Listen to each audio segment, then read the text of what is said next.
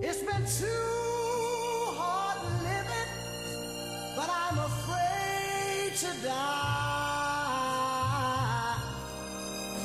'Cause I don't know what's up there beyond the sky. It's been a long time coming, but I know a change gonna come. Oh, yes it will. Hi, everybody. This is Dr. Ed Park from Recharge Biomedical, and today we're doing a webinar on telomerase activation in cancer patients. And this is podcast number 25. Excuse me. At the end, we'll be joined by Dr. Mikishima, who has, I think, the most experience with telomerase activation in cancer patients, and we'll hear from him and get some updates. Sad as they may be, about our very first webinar done a little over a year ago about Janet and Lila. I'm sorry, not Janet. About Lila and Jackie, who have since passed, and we will discuss them and honor them as well. So let me just get everyone on the same page.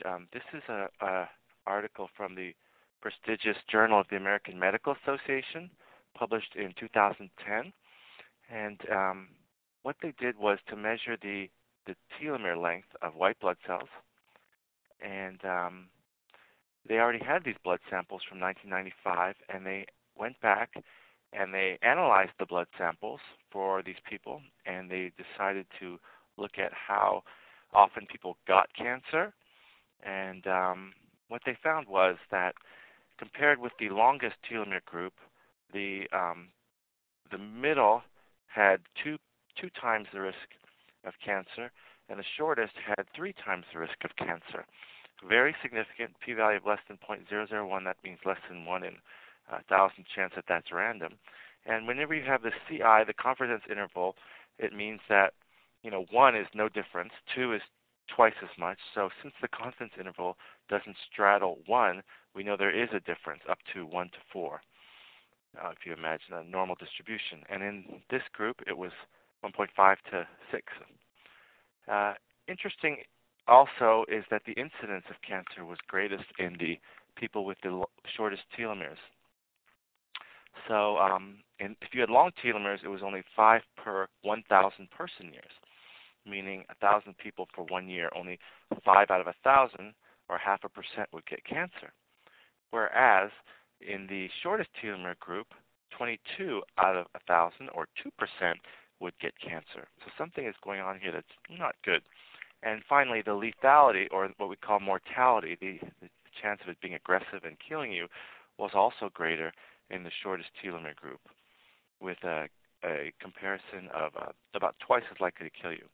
So their conclusion was pretty unequivocal that there was a statistically significant inverse relationship between telomere length and cancer incidence and mortality. The pathways that would explain this are pretty easy to understand. There's just a lot of little reactions and enzymes, but the bottom line is that when telomeres shorten, they're recognized as DNA damage, and p53, which is known as the watchman of the genome, will be able to block steps that will keep the cell from reproducing. This is growth phase 1 to synthesis. So, in other words, the prime mission of every cell is to kill itself. And that's kind of a weird message, but it's true. Cells are always checking for some kind of damage, and they're always trying to kill themselves, and that is really central to what they do. So when we talk about cancer, there's been an emergent theory in the last 15 years that cancer is a stem cell disease. And the way to think about that is Clark Kent comes from a different planet, and he's strong and has all these abilities, whereas Jimmy Olsen is just a cub reporter from this planet. In the process of cell differentiation, cells have all this potential, and then they become limited. And so they are not telomerase active. That's shut down. Whereas someone from Krypton is telomerase active. They're powerful. So when they go bad, they go really bad, like Bizarro Superman or what have you. Now, the way that we were taught in med school 20 years ago was that it's the Jimmy Olsens. It's the run-of-the-mill cells that get damaged. They go through a couple of abnormal changes, and certainly this is possible, but more plausible, and I think coming into the orthodoxy of thinking, is that in many cases, if not most, cancer derives from an already superpower immortal telomerase activated cell, which is why people are worried about telomerase activation being coincident in 95% of cancers. It's because they start out that way. So there are two processes in cancer, generally speaking. There are others involved with proofreading and such, but and cell division. But by and large, there are two big categories. Again, the failure to die, meaning the p53 can't do what it needs to do, and a failure of contact inhibition, meaning the cells no longer play nice with other cells. They grow and invade, and we'll look at both of those. So think of every cell as having up to 92 chromosomes, like firecrackers. In this picture, it's wrong because they would have burning fuses at both ends, and so you have 92 chances to mess up, and that's not a big deal if it's a Jimmy Olsen cell, but if it's a Clark Kent cell, then we're talking about a potentially immortal villain. So the telomere erosion, as the JAMA study showed, causes cancer in all types, and it's a gradient. The shorter the telomeres, the higher the risk, which is highly suggestive of causality. And again, telomerase is inactive in non-stem cells. This is illustrated very well here. If you look at the cells, these are germline cells, meaning eggs and sperm. They're immortal. They live on. We're just carrying them. Our lives are just a way of, you could say, preserving the germ cell line. So they're perfect. The ones that are Jimmy Olsen cells, the differentiated cells, they die quickly and get disease, which is fine because that's a built-in redundancy that we want. The ones that are stem cells are somewhat immortal, and so this curve can be shifted up and down in different cell types, but that's basically an important principle to get into your head. The first process is failed apoptosis. So in cancer, again, at the very heart of the cell function is p53, which checks the function or the number and the integrity of the chromosomes. And if it's not good, just like this samurai is doing ritual harakiri or seppuku, this is the mission of the cell. And interestingly, when the cell detects these DNA strand breaks, because when the telomere shortens, it looks like DNA damage, p53 goes into action, and if it determines that we're a goner, it will initiate this program to poke holes in the mitochondria. And the mitochondria are like little factories of battery acid. And what pours out are oxidative species or, these chemicals that erode the cell. The reason this is important is because people have looked at dying old cells and they say, oh my God, there's all this oxidation going on. Oxidation must be the problem. In actuality, it's the solution. It's when a cell has already determined its need to die, it pokes holes in its own little grenades and it blows itself up from the inside. So people have been looking at the smoke. They're saying, oh, there's smoke and there's cell death, hence the smoke causes the cell death. Not so. Most fundamental in the process is that cell is always looking to kill itself. Number two that happens with cancer is failed contact inhibition. So if you see these nice little cells on a dish, they don't dogpile on each other, except if they have this cancer ability. So they grow, they heap on, and of course that's not good. One of the diseases where this is borne out is retinoblastoma. Oh, this is a nice little critter. It's the naked mole rat, and the reason he's relevant in this slide is that, or she, is that they don't get cancer, and they live way longer than any other rodents. They live 28 years. And the interesting thing about their biochemistry is that they have very high integrity in their contact inhibition, so their cells always play nice. And I don't know if that has to do why it's naked, but, that's the price it pays for And it's funny, we went down and saw the oldest patient in California, a person in California, 112 years old. Um, and she kind of has very thin skin like this, and she's never been sick, never had cancer. I wonder if there's something going on with her contact inhibition. Moving right along, one thing that's important to understand is that immune surveillance cures cancer.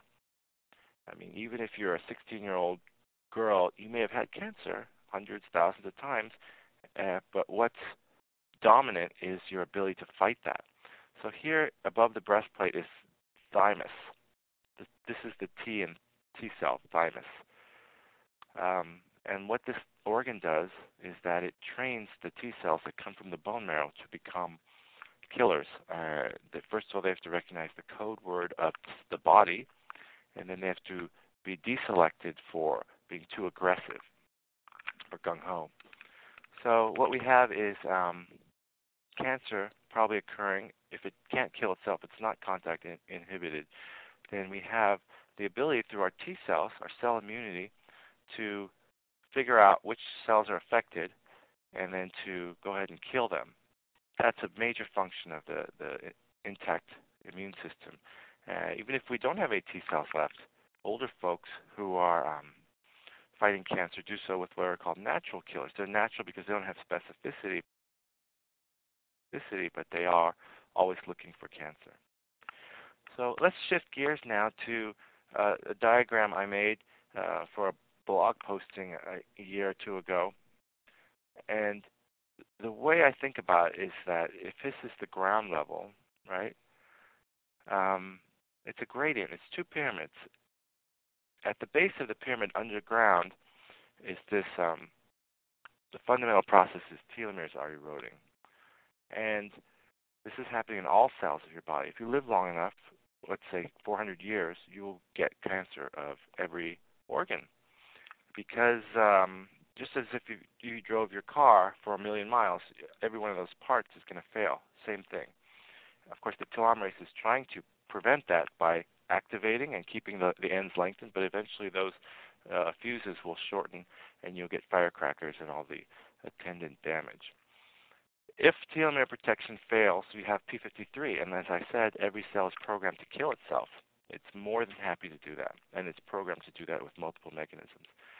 If you can't do that, less effective is the surveillance of natural killers, and then probably this level, which is not labeled, be your cell immunity, your T cells.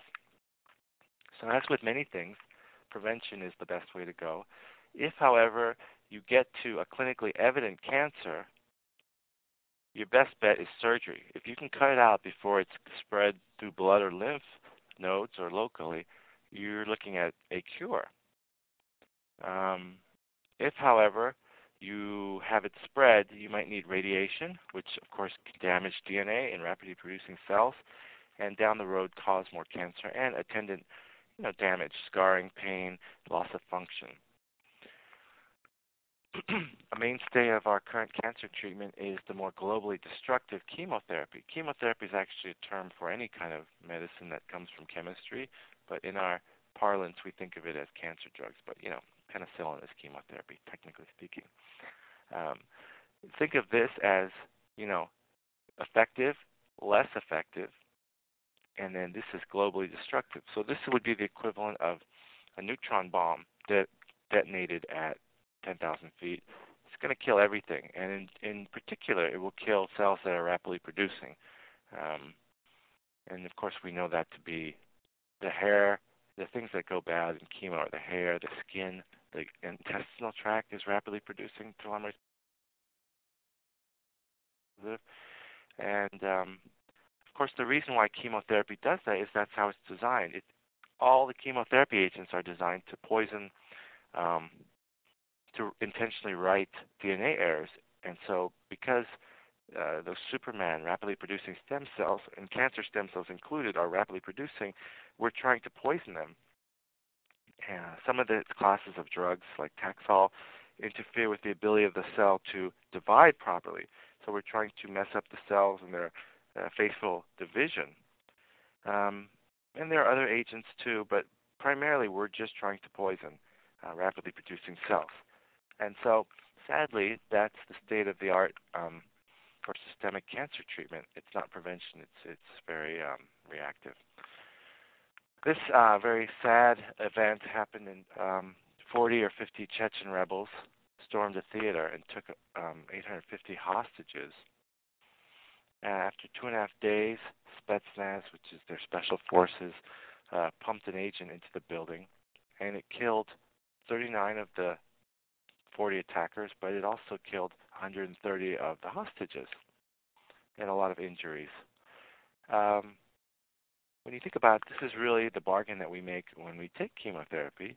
And of course, families and doctors and everyone has the best intention when they do that, but there's no illusion about what's going on there. We're trying to poison everyone, hope the good guys outnumber the bad guys when all the dust settles. If you were to ask most oncologists, I think that, say, for example, pancreatic cancer spread, would you put a gun to their head and say, would you want to take chemotherapy? I think a majority of them would say no, because they know intellectually that it's not going to help their survival or quality of life. And, emotionally, they'll say, well, I hate to suffer like that. Interestingly, if you ask them, would you like to give your wife or your mother chemotherapy, they'll say absolutely. And so what's going on with that, I think, is guilt. People have guilt over not doing the most of what is considered standard of care, even if intellectually and emotionally they know it's not going to be any better and most likely much worse. And that doesn't hold true for every class of cancer. There are some where they're very sensitive to chemotherapy. But it does speak to a certain core value in medicine, which is futility. And what I mean by that is the core value of medicine, as it's practiced clinically, is that the body will degenerate and that there's nothing we can do but get the patient adjusted to that idea that every day will be worse. And, of course, our drugs, our chemotherapy, both cancer and otherwise, often beget other complications which start a downward spiral. And that's just what we accept, unfortunately. There are people who want to do more holistic preventative things, but so far they're kind of voices in the wilderness. Let's talk about TA65 now, which is a telomerase activator discovered by the Geron Corporation. It's a single molecule that's derived from Chinese herb, which has been taken and known to stimulate the immune system and increase longevity. Before I took it in 2007, I looked at all the safety studies, lab studies, and one of the most fundamental ones we have is called the Ames assay. So you put a substance into a dish with salmonella bacteria, and you see whether there's mutation in the genes, the DNA. If so, then they can grow. That means that something is causing the DNA to change. They should not be able to grow in this media, histidine deprived. And anyway, this is a little clever way of saying how much mutation is going on. Of course, if you irradiate this with UV light, again, you get survivors because this salmonella will mutate. With TA65, there is no mutation.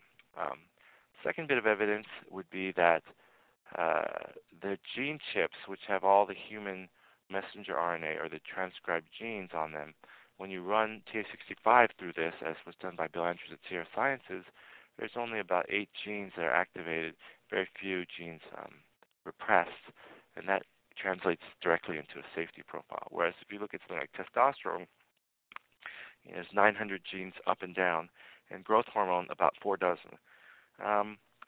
Finally, part of the TA Sciences due diligence prior to bringing this to market was to do a standard test where they take lung, colon, breast, and prostate cancer from humans, and they implant them on these nude mice, nude being they really had no functional immune system. And if you plot out the growth of these human tumors on the backs of these lab animals, the growth is the same.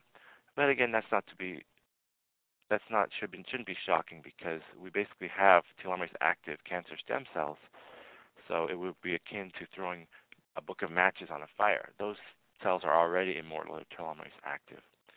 So rather than poison everyone, what it would be analogous to would be um, sending in a couple of crates of machine gun Uzis and letting everyone fight it out. And since the odds are 850 to 40 that the good guys outnumber the bad, then that probably would have ended differently.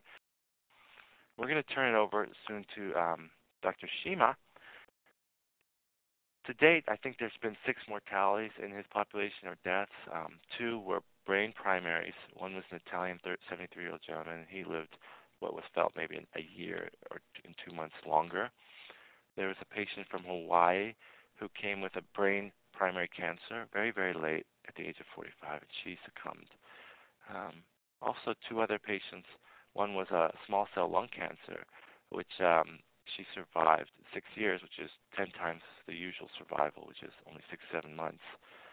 And a gentleman with prostate, which was metastatic to the brain, who had been battling that disease for quite some time. As we complete the circle that was begun last year, when I talked to Dr. Shima about 2 of his patients, we talked about Lila and Jackie. And Lila was a wonderful young lady who had fought ovarian cancer and really had not been able to fight it off for many years, had taken all the big drugs, and of course she got down to a single digit, which is generally a non-detectable level of ovarian cancer as of last year, and she was feeling fabulous at 40. And unfortunately, right around the time that Jackie developed her own lung cancer, new metastases all over, and she's the subject of the Lung Cancer Webinar 4, and also a tribute to Jackie later. Around that time, I called her in July, perhaps, and she was very concerned because the number had risen up to about 20 or 30 again of the CA-125 marker, indicating. And indeed, imaging did show she had a couple of marble-sized recurrences in the pelvis. And so she continued to take T65, continued to feel quite good, functionally speaking. Somewhere along the way in the fall, she elected to undergo experimental chemotherapy. And soon thereafter, she took a turn for the worse and was hospitalized and unfortunately succumbed. Jackie, as we describe in the webinars, was supposed to live only 6-7 months, and she ended up having brain metastasis the size of a golf ball and a similar one in her vertebral column. So her daughter Tracy asked her to try TA65, and in addition with traditional chemotherapy, she was able to actually clear the metastases in her brain and in her spine, and she passed away this summer without any evidence of those 2 rather significant metastases. So sadly, the doctors didn't take out the original primary tumor, and so sort of like dandelion seeds, that original primary kept on seeding new metastasis, and eventually she succumbed. But certainly the quality of her life in the last 12 months was wonderful, spending quality time with her daughter and grandchildren, and really understanding the arc of her life and appreciating every day, which was a lovely thing to see. I'm going to close now with the idea of magic versus miracles. I went to Harvard, and I'm Asian, so I have an affinity for this gentleman, Jeremy Lin. He apparently in the first 5 games of his season has surpassed Allen Iverson, Shaquille O'Neal, Michael Jordan in points in his first 5 starts by a huge margin. So who is the guy? Is it a miracle? He prays overtly. He displays his religion, as does Tim Tebow of the Broncos. And, of course, they derive much of their strength spiritually from a higher power, and they believe that God is intervening on their behalf. Whether you believe in miracles or not, certainly somebody who was cut twice and on the bench who nobody knew 10 days ago, living on his brother's couch, becoming the star point guard, one might consider that a miracle. I do not, because I followed his career since he graduated from Harvard. If Jeremy Lin goes out and starts for the Broncos and starts throwing touchdown passes, to me that would be a miracle. So similarly with telomerase activation, we have a problem that people get confused about the difference between magic and a miracle. So once they internalize the idea that it's working, they have amazing changes, then they switch their expectations and they say, well, I want it to be a miracle. So they say, well, okay, I want it to be curing everything in my body immediately. And that's kind of a financial equation. But it's amazing how people's expectations change once they realize it is helping, and then they lose the patience. They want it all at once. So it's not a miracle to take telomerase activation. It is magic, but it's not magic that comes from above. It's hardwired into every cell above the level of a bacteria. Every cell, every organism is made up of these stem cells that are telomerase active, and telomerase is always running. It's constantly on. So when you take something that activates it, it's just operating more efficiently. It's like running with better gasoline. So telomerase activation sounds scary, like something Frankensteinian, but in truth, when you sleep or you exercise or you meditate, you are on a systems level making your telomerase activity higher, protecting your chromosomes and affecting repair. So it's magic, but it's not a miracle. It's built into the system. Fungi, plants, animals, everyone needs telomerase activation, and the more, the better. So, of course, if we look at the newlyweds over here pouring champagne into the tower, what I'm saying is people who take telomerase or TA65 and feel better, they want this glass to be filled at the bottom because they're like, oh, it works. It must be a miracle. Well, miracles work overnight, so what's taking so long? And I just tell people, you don't get old overnight. It takes you 70 years to become 70. I mean, potentially, if you're under stress, it could take you, 40 years to become 70. And we have a new test that we just drew on me to measure the real biological age or the damage to the chromosomes. But you can't expect this one to fill before the top layers fill. So my point is, as you're backing out of the damage caused by aging, it takes time. It's accretive. It's accumulative. The gains are not lost immediately, but it would be hard to, it would be like trying to go from LA to New York instantaneously once you realize you can, fly there. It still takes time to get there. There's a journey. Can you take your TA65 during chemo? Keith Moore asks. Yes, I think you can. And that was in the literature, something that Jackie Close shared with me. There are small little anecdotal studies showing that taking Chinese astragalus does help with recovery from chemotherapy. So again, we're not talking about a miracle necessarily, but you're using the body's magic to help recover. Because telomerase activation is looking to help those rapidly producing cells heal faster and more efficiently.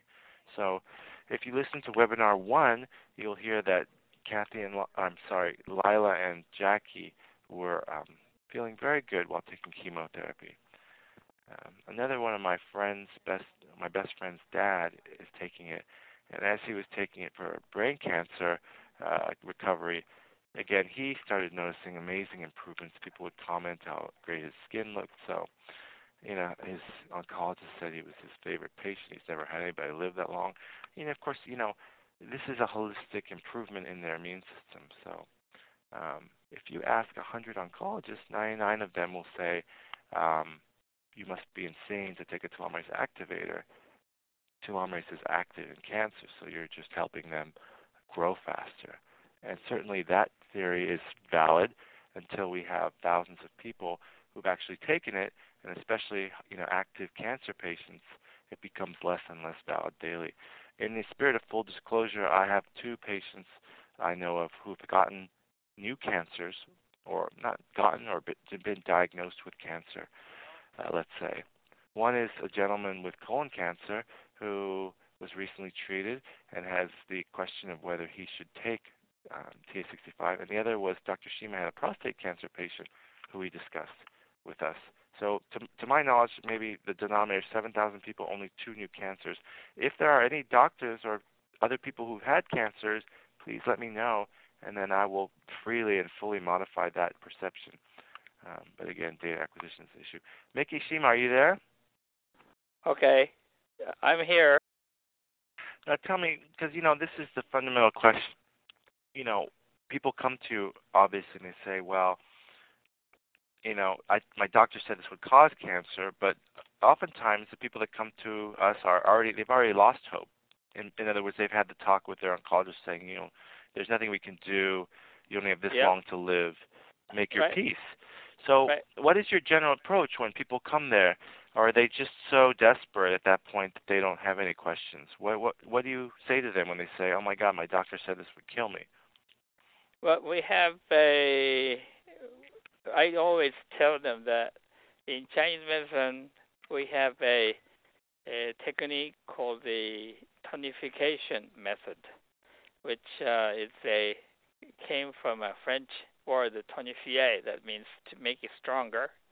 And they imported it into English, and we make the system stronger. So I tell them we have herbs, we have acupuncture systems that makes your system stronger. So, of course, the immune system stronger. So, and in the highest of the herbal supplement is a TS65. It's a 5,000 time concentration of regular astragalus taken just by decoction. So they get very much interested in that, and then I have them other formula called 9405. That's a 100 time concentration of other herbs concentrated. So they take most of those two and get acupuncture weekly to get all the immune organs strengthened. And then it works very well in the past. Yeah, so you used a word there called decoction. Let me just tell people what that means. There's a word concoction. People say, oh, you've concocted some kind of harebrained scheme. That means putting stuff together and getting something. Decoction is a term where you boil down or you reduce, let's say, astragalus root into its component elements or molecules. So you're saying that in order to buy the amount of astragalus, and get this amount of TH65, it would be difficult. Right. If the person takes 4 capsules every day for a year, it amounts to about taking 550 pounds of astragalus in raw herbs. 550 pounds. It's a lot of astragalus. Yeah. Of course, yeah. So people wonder why is it so expensive, and that's a big part of it. Well, I kind of liken it to the Taxol drug, which is from the Pacific yew tree bark. If you go to your cancer center, they don't inject Pacific yew tree bark. There's thousands of molecules, some of them potentially harmful. It's a single molecule that they extract or decoct. Same with TH65. You're not getting astragalus. You're getting one molecule, which was selected and discovered to be a telomerase activator. Yeah. Exactly. So your patients oftentimes tell me they're doing chemo, they've done chemo. Do they tell their oncologist that they're doing TH65? Yes, they tell everything. Most doctors don't show any interest. I also send them Dr. Fossil's book, Cells, Aging, and Human Disease from Oxford. And to tell the truth, only one doctor read it from front to back. Yeah. And it's a very technical book, heavily annotated, but it's not really a big book. The actual reading part is about 110 pages, but only one doctor, hematologist, read it because he was concerned about his patient with multiple myeloma, and he called me up and he said, this patient's blood test is becoming normal. How does this work? So I have to speak English, Western medical language I can't say, well, it's 25 chi. You can't say. Right. Yeah. Yeah. It's interesting. We had my best friend's dad, as you know, had brain cancer, as my father had brain cancer, and I wanted him to go on for years, and he waited a year to go on, and to this day he refuses to let me see his medical records, and he doesn't want me talking to his doc. He has the conception that if his doctors find out, that they'll kick him off the insurance, and then he'll Right. have no recourse. Now, I don't think that's true. I think that would be an actionable legal breach. But anyway, he went on about 10 months ago, or maybe 11 months ago, and his brain cancer, which was really throughout his entire hemisphere, stabilized and began to shrink. But more than that, he had interesting findings. He complained to me 2 weeks in that his allergies were horrible. And of course, I inferred that this was because he's had allergies all his life and his immune system finally was recovering from the Temodar. Right. And would you rather have brain cancer or take a Claritin? But he was irate over that. And of course, anger, personality change is a function of brain cancer as well. Right. But he has been going to see his oncologist for the last, 8 months, and every time he goes in, he doesn't get the nurse practitioner, he gets the doctor. And the doctor says, "Oh my God, you're my favorite patient. You're doing better than anyone." And his own brother-in-law he hides from. He said, "Don't you dare take the T65." Last time his brother-in-law was in town for Thanksgiving, he said, "Oh my God, you look amazing. Your skin looks like 20 years younger." Right. So this begs the question. He's hiding it from his doctor. His disease is shrinking. He's playing, 4 rounds of golf a week, and yet he decided to take chemotherapy 2 weeks ago. And I think that the decision making was something like this. Tell me if this sounds familiar. Your disease is the same or better on MRI. You're feeling great. Let's give you some more chemo because you can tolerate it. Now, to me, that falls into the category of it ain't broke, don't fix it. But I'm concerned that he might get worse if the good immune cells are killed. What do you think about that? I mean, compare that with what happened with Lila. It sounds very familiar, Yeah.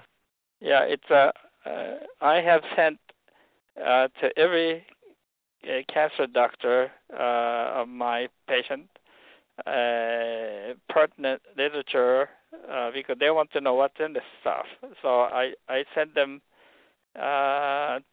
very highly pharmacological information in English, and I never get a call back. That means they didn't understand it.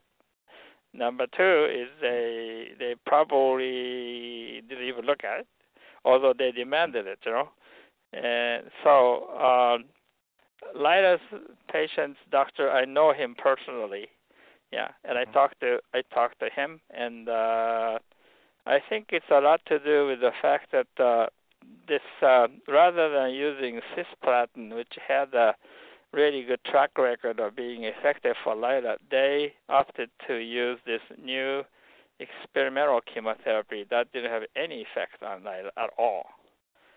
That's too bad. I mean, she had 2 small recurrences, I believe, in her pelvis, and although it's, again, not standard of care, potentially you could have gone in with a laparoscopy and maybe removed the tumor burden, which goes against all principles of cancer therapy. But, again, that's what I said to Jackie. I said, well, Jackie, you've had the brain and the spinal met are gone, but you still have a 2-centimeter primary. The original cancer is still hiding there like a little terrorist cell. You have to find some maverick lung surgeon that will take it out. And she said, well, no one will take it out because, again, all the doctors are operating on the core value of hopelessness. So it's tantamount to malpractice to operate on someone who's going to be dead in 6 months. Right? So same with this decision to give my friend's dad chemo. It's like, oh, you're still alive? Well, that means you can take more poison, So I'm having trouble understanding. I mean, I can clearly see that if he had gotten worse on his MRI or symptomatically, yes, it's time to consider that. But I didn't really agree with giving more chemo when he'd gotten max chemo just because he's still doing well. I have trouble with that logic. Yeah. That reminds me of a movie called The Wit. with what's in Emma Thompson. She was a literature professor, young, get stage 4 ovarian cancer, and then the cancer doctor says, maximum, maximum, maximum, all the way through. And she was talking to the viewer, like me, that I know that they're killing me, but what else can I do? So that's just like, that's a very interesting movie. She describes the whole process of getting killed by maximum Western chemotherapy. Well, and the sad thing is, let's say, 5 years from now, TA65 is something or similar to telomerase activators are standard therapy in cancer. Right. Yeah. You look back at this moment in time and say, oh, I guess I could have done that, and gee, that's too bad. But the whole thing about the familial guilt is fascinating, and it's always the same journey. I saw it with my own father.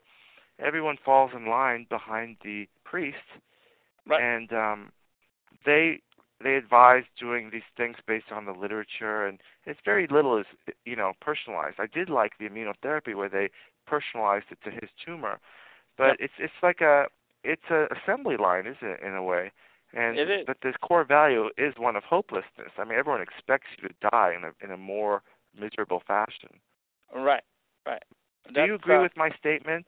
Do you agree yes, with my I statement do. that most oncologists would give it to their loved ones, but if they had to choose, they probably wouldn't take it if they didn't have to?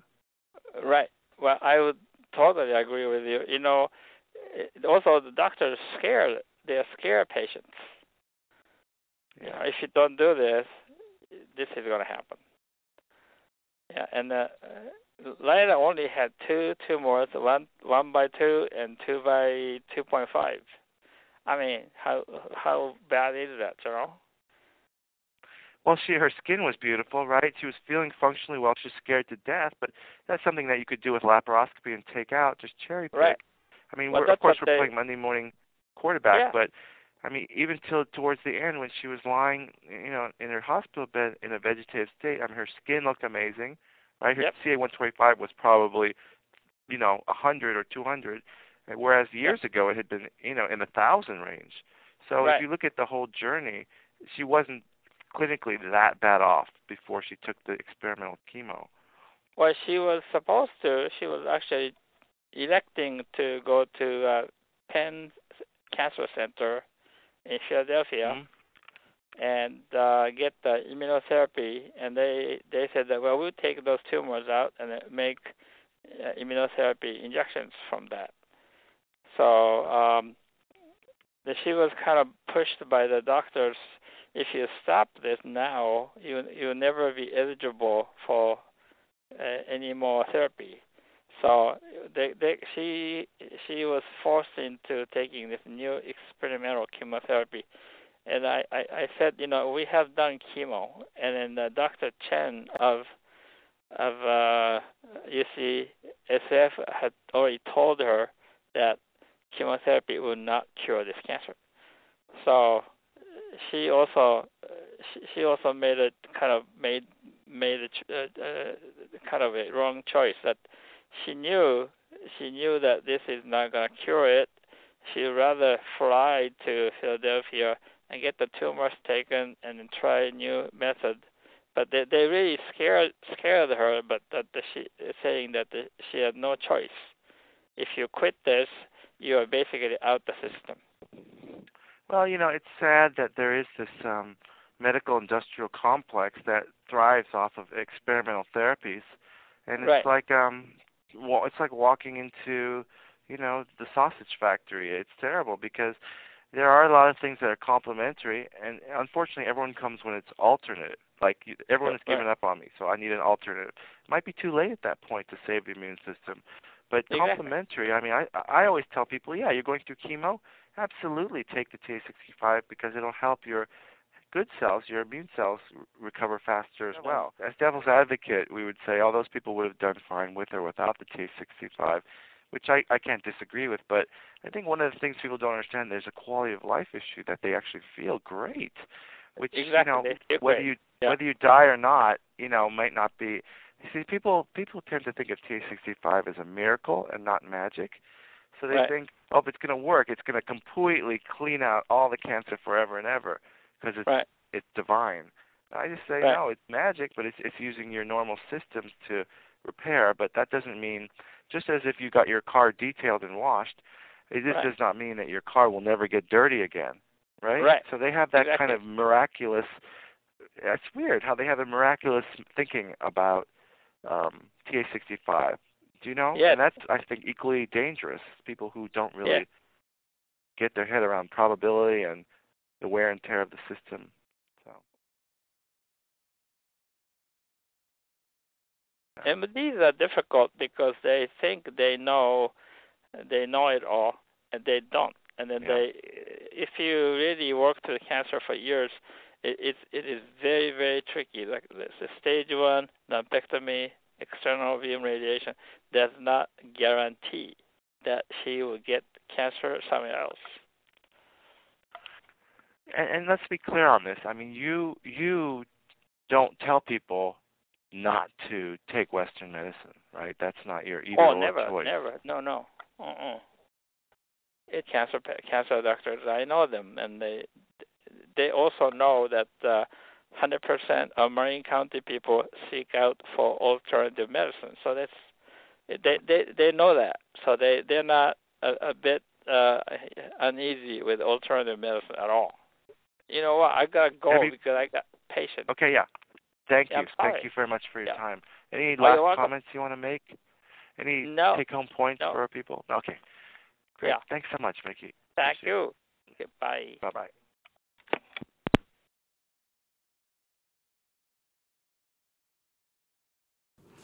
Vivian, there's something we need to talk about that you need to think about.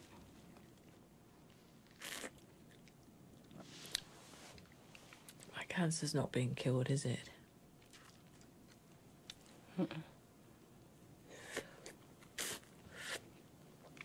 They never expected it to be, did they?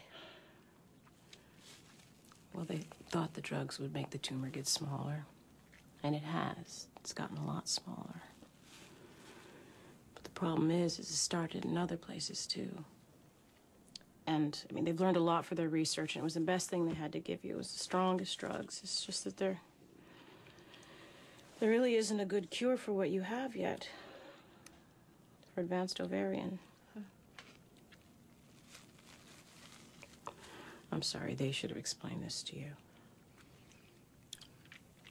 I knew. You did? I read between the lines.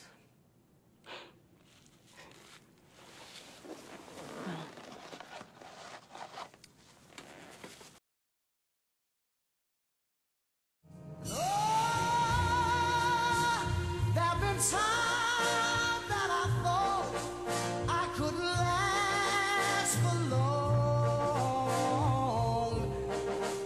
but now I think I'm able to carry on. It's been a long time coming, but I know a change gonna come.